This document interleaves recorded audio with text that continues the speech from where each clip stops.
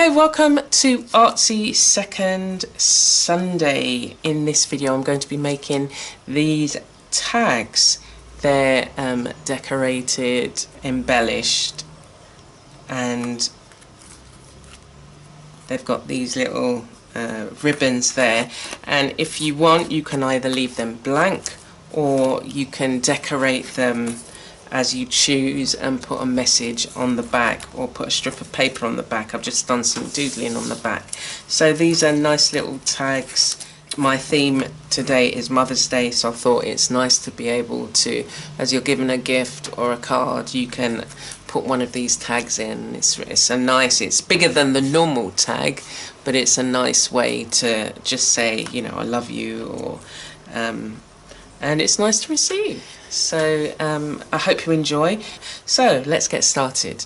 Anyway, so I'm using a milk carton box, and all I'm going to do, I've cut it down to size, so I want the tags to be this kind of size, and I've got another one here, so I'm going to make 4 in total. And I thought what I would do is just remove, it's like a glossy layer. You don't want to go into the where it's corrugated, the corrugated bit. You just want to take off the top layer.